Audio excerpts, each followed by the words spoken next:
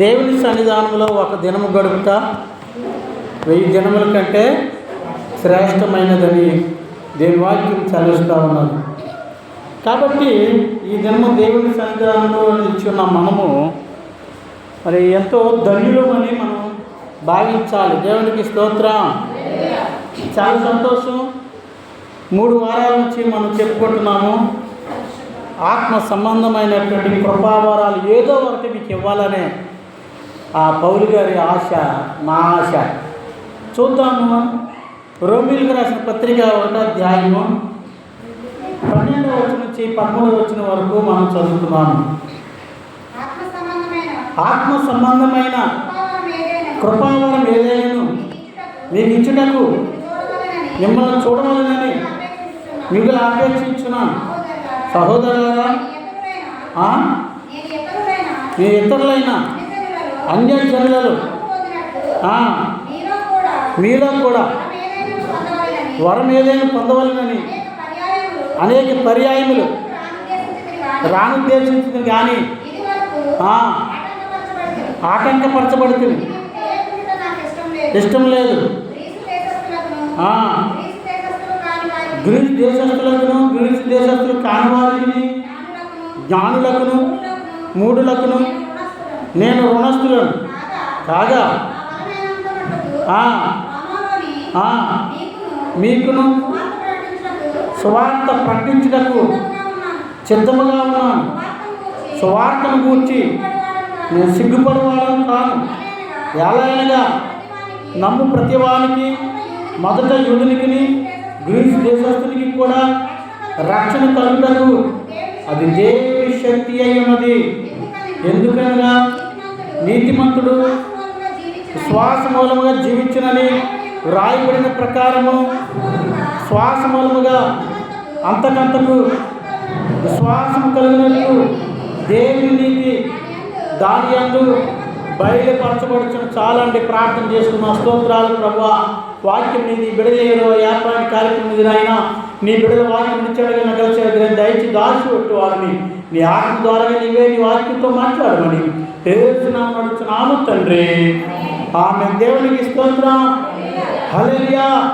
చదవబడిన లేఖన భాగంలో చూస్తే అపోస్తలుడైన పౌలు గారు రోమీయ సంఘానికి రాస్తూ ఉన్నాడు. రోమీయ సంఘం ప్రియదేవులారా, అక్కడ అత్యధికమైనటువంటి మరి చదువుకున్న వారు ఉన్నారు. రోమాలో అత్యధికమైనటువంటి జ్ఞానం కలిగిన వారు ఉన్నారు. అందుకనే పౌలు గారు ఈ ప్రస్తావన ఇస్తూ ఉన్నాడు. ఇక్కడ గ్రీసు దేశస్తులకును యూదులకును మొదట రక్షణ కలగవాలని ప్రతివానికి మొదట యూదునికి గ్రీసు దేశస్తునికి కూడా రక్షణ కలుగు చేయటకు అది దేవుని శక్తి అయి ఉన్నది. దేవునికి స్తోత్రం. అంటే రోమాలో ఉన్నవారు, రోమా పట్టణము అది నాగరికంగా మంచి అభివృద్ధి చెందిన దేశముగా ఆ రోజుల్లో రోమీయులు పరిపాలిస్తున్నటువంటి కాలంలో రోమా పట్టణానికి సువార్త ప్రకటించాలని పౌలు గారు ఉద్దేశించి ఆ రోమా సంఘానికి రాస్తూ ఉన్న లేఖ. వీరు ఎంతో తెలివిగలవారు, చదువుకున్నవారు, నాగరికత తెలిసిన వారు. అందుకని రోమీయులకి ఏమంటున్నాడు అంటే, మరి మీరు యూదులైనను గ్రీసు దేశస్తులైనను అంటే ఇక్కడ ఈ 3 భూమి మీద అత్యధికమైనటువంటి బలమైన జనాంగం 3 గుంపులు ఉన్నారు.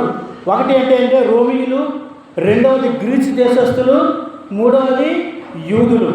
ఈ భూ ప్రపంచంలో వీళ్ళు శక్తి కలిగిన వారు, మహాజ్ఞానము కలిగిన వారు. యూదులు ఎంతో దేవుని జ్ఞానము కలిగినటువంటి ప్రజలు, దేవుని ప్రజలు. గ్రీసు దేశస్తులు తత్వం ఎరిగిన వారు. ఈ భూమి మీద అనేకమైనటువంటి తత్వశాస్త్రాలు వెలిగినటువంటి గ్రీసు దేశస్తులు. ద గ్రేట్ అలెగ్జాండర్ కూడా గ్రీసు ఆ తత్వాన్ని ప్రపంచమంతటా వ్యాపింపజేశాడు. ఆ దినాల్లో గ్రీకు యొక్క లాంగ్వేజ్, గ్రీకు భాష మన ఇప్పుడు నేషనల్ లాంగ్వేజ్ ఇంగ్లీష్ ఎలాగైతో అప్పుడు అలెగ్జాండర్ పరిపాలనలో గ్రీసు దేశం యొక్క సంస్కృతిని ప్రపంచమంతా వ్యాప్తి చేశాడనమాట. అందుకనప్పుడు నేషనల్ లాంగ్వేజ్గా గ్రీకు లాంగ్వేజ్ కూడా ఉర్దూలోనికి వచ్చింది.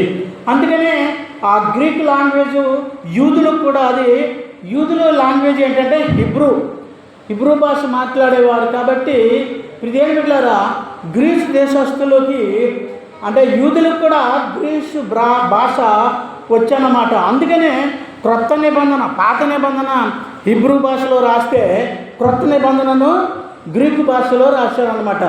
అందుకనే ఈ యొక్క హిబ్రూ భాష తెలుసు, గ్రీకు భాష తెలుసు.